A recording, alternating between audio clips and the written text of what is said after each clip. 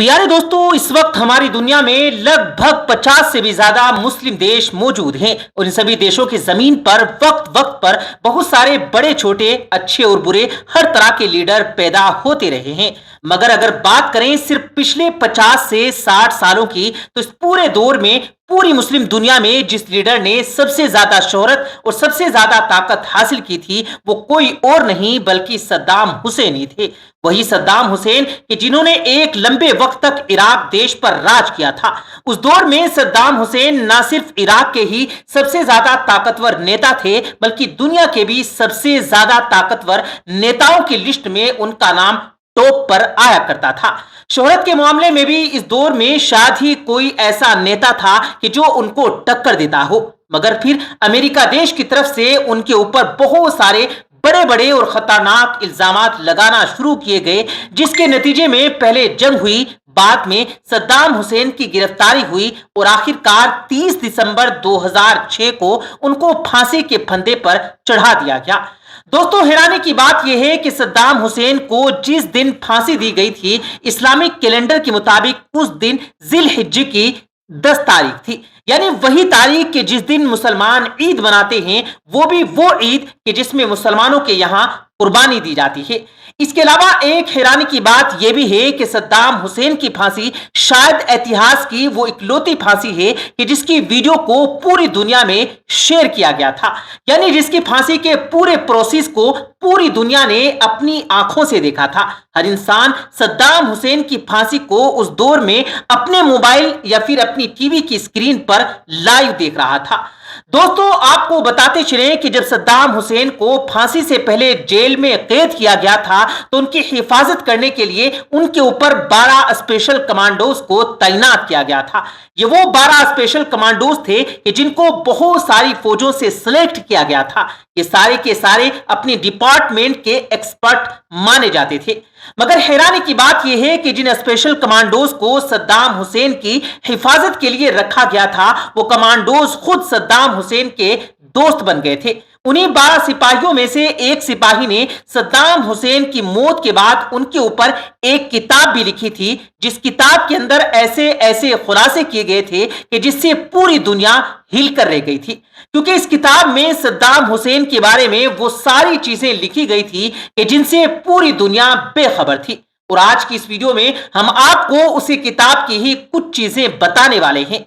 सबसे पहले आपको बताते चले कि इसी किताब के राइटर ने लिखा है कि जिस वक्त हम लोग सद्दाम हुसैन को उस टीम के हवाले कर रहे थे कि जिस टीम को सद्दाम हुसैन को फांसी देनी थी, तो उस वक्त हमारी पूरी टीम की आंखों में आंसू थे। हम में से बहुत सारे सिपाही बुरी तरह से रो रहे थे। इसके अलावा राइटर ने अपनी ही एक साथी यानी एडम का हवाला देते हुए लिखा है कि हमने कभी भी सद्दाम हुसैन को एक जालिम और कातिल इंसान के तौर पर नहीं देखा, बल्कि हम तो उनको अपने ग्रैंडफादर के तौर पर देखा करते थे। इसके अलावा राइटर ने यह भी लिखा है कि सद्दाम हुसैन के आखिरी दिनों का जो रवैया था वो हद से ज्यादा नरम था। उनके रवैये से कभी भी ऐसा नहीं लगता था कि ये किसी दौर में एक कठोर तानाशाह रहे होंगे। आपको बताते चलें कि इसी किताब में यह खुलासा किया गया है कि सद्दाम हुसैन को मीठा बहुत ज्यादा पसंद था। अपने आखिरी दिनों में भी उन्होंने अपनी फेवरेट एक्सरसाइज को नहीं छोड़ा था। अलग अलग तरह के खानों को टेस्ट करना भी उनका फेवरेट काम था। प्यारे दोस्तों, सद्दाम हुसैन की आखिरी दिनों में उनके साथ ज्यादातर वक्त गुजारने वाले अमेरिकी फौजियों ने ही इस बात का भी खुलासा किया है कि सद्दाम हुसैन ने अपने आखिरी वक्त में कि जब उनको फांसी पर ले जाया जा रहा था, तो एक कोट की मांग की थी। यानी उन्होंने कहा था कि मुझको पहनने के लिए एक कोट दिया जाए, और यह गुजारिश उन्होंने एक बार नहीं बल्कि 2-3 बार की थी। और आखिरकार वहां मौजूद लोगों को सद्दाम हुसैन को पहनने के लिए कोट देना ही पड़ा था। जब उनसे यह सवाल किया गया कि आखिर वो अपने आखिरी वक्त में एक कोट क्यों पहनना चाहते हैं, तो सद्दाम हुसैन ने यह जवाब दिया था क्योंकि आज बहुत ज्यादा सर्दी पड़ रही है।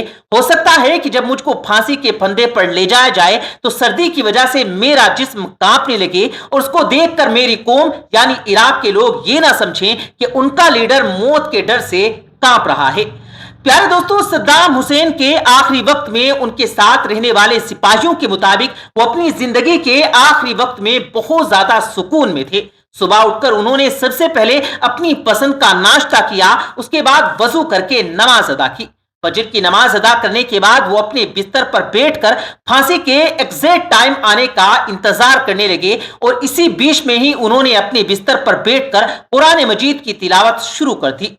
दोस्तों, उनके साथ रहने वाले सिपाहियों का मानना है कि उस वक्त में सद्दाम हुसैन बहुत ज्यादा मुस्कुरा रहे थे और यकीनन ये मुस्कुराहट अमेरिकी सैनिकों को भी बहुत ज्यादा कंफ्यूज कर रही थी, क्योंकि उनको हैरानी थी कि आखिर एक इंसान अपनी मौत से कुछ लम्हे पहले इतना ज्यादा पुरसुकून और इत्मीनान में कैसे रह सकता है। दोस्तों, फांसी हो जाने के बाद सद्दाम हुसैन की बॉडी को एक फौजी हेलीकॉप्टर की मदद से तकरीर शहर की उसी गांव में पहुंचा दिया गया था कि जिस गांव में सद्दाम हुसैन की पैदाइश हुई थी, और वहां पर ही उनकी बॉडी को दफना दिया गया था। उसके बाद में उसके ऊपर एक मकबरा भी बना दिया गया। तब से लेकर आज तक लगातार हर साल 28 अप्रैल के दिन यहां पर बहुत सारे लोगों की भीड़ जमा होती है, क्योंकि यह सद्दाम हुसैन की सालगिरह का दिन होता है। इस दिन जमा होने वाले लोगों में बड़े लोगों के साथ साथ स्कूल के बच्चे भी शामिल होते हैं। प्यारे दोस्तों, हालांकि आपकी नॉलेज के लिए बताते चलें कि सद्दाम हुसैन का मकबरा भी हमेशा से ही विवादों में रहा है, क्योंकि इसके बारे में अब इराक के ज्यादातर लोगों का यही मानना है कि अब सद्दाम हुसैन के मकबरे में उनकी बॉडी मौजूद नहीं है। उनकी बॉडी को बहुत पहले ही निकाल लिया गया है। अब यह बॉडी उनकी कब्र से किसने निकाली, इस बारे में अलग अलग राय रखी जाती है।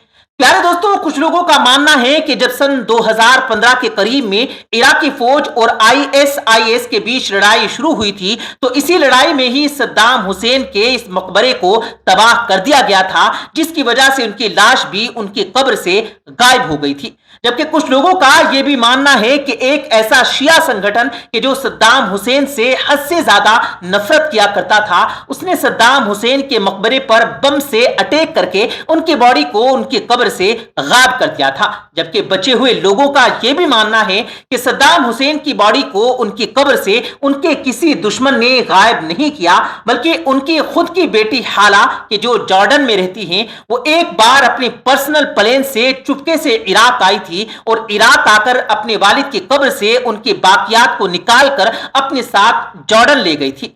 हालांकि इस बात में कोई शक नहीं है कि सद्दाम हुसैन के कब्र के साथ कुछ ना कुछ तो जरूर हुआ है। फिलहाल दोस्तों, आज की हम अपनी वीडियो को यहीं पर खत्म करते हैं। वीडियो पसंद आने पर इस वीडियो को न सिर्फ लाइक कीजिएगा, बल्कि प्यारे दोस्तों के साथ इस वीडियो को शेयर भी कीजिएगा। और इसी तरह की नॉलेजेबल और हिस्टोरिकल वीडियोस हमेशा देखने के लिए हमारे इस चैनल को भी जरूर सब्सक्राइब कीजिएगा और साथ में बेल आइकन पर भी प्रेस कीजिएगा।